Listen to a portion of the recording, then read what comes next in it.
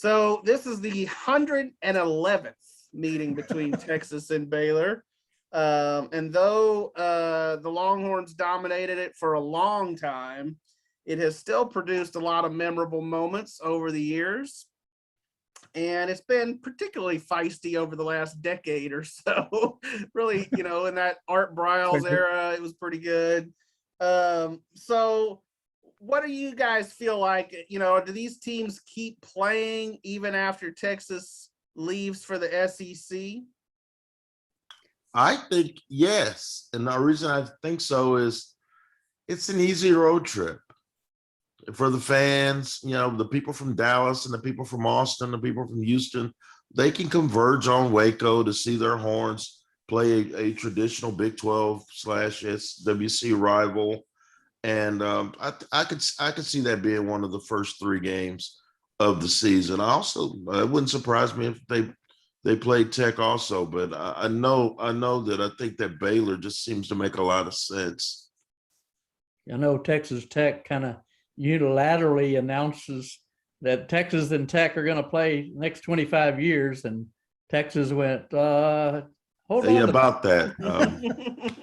Check you on that. So, but I do think, like said, I think they want to keep, those rivalries and those games on their schedule. Now, I really couldn't see them playing Baylor and Texas Tech and then a Rice or a UTEP, but, I would think they would sprinkle in a Baylor, a Texas Tech, maybe a TCU and play them. Oh, no, not TCU. They have too many problems with TCU. Hey, Clark's 1-0. Clark's 1-0 against TCU. So I do think that are good rivalries. And like said, you're playing SEC home games. Tickets are going to be hard to come by. So if you play a game in close proximity like Waco, your fans, might be able to go and travel since it's, just a 2-hour drive up the road. I had one question about the no penalties against that was against West Virginia or BYU. So I assume there were no Big 12 refs because they get paid by the flag. So that must have been independent refs or something like that. Probably a good guess. I got blasted by a reader for calling that a garbage call. Me too. And he sent the rule to me, and it's in the rule. I go, it said if he alters his stride, he slowed down into just a pre-celebration mode. He didn't even swivel his hips. Sticky tack.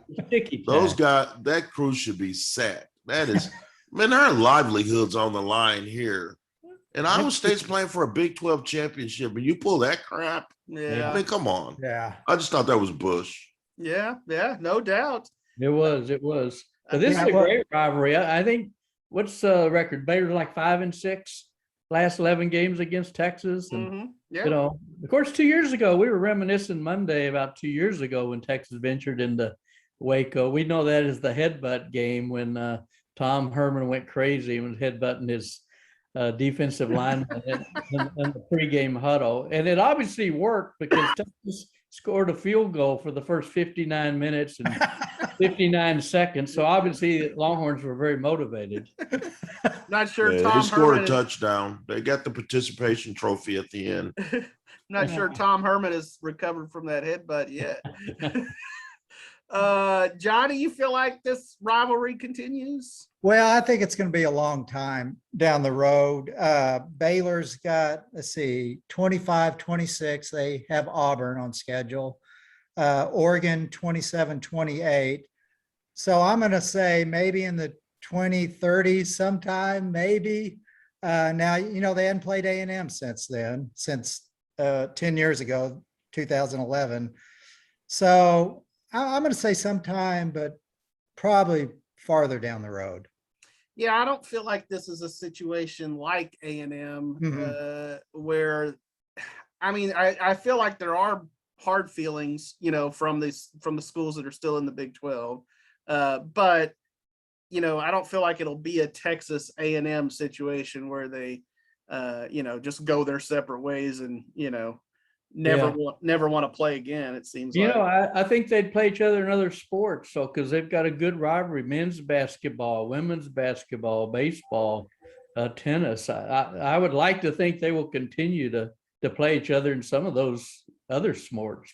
So kind of keep the connection between the schools. But like you said, there's hard feelings and those aren't going away. I know Bob Bowlesby has like a voodoo doll, a Longhorn voodoo doll.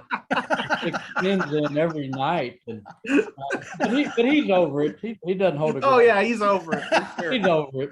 I'm just waiting on someone to be on their way to the end zone and flash that horns down and watch those refs swallow those flags and not call anything. Yeah, That's what I'm waiting on. That could happen.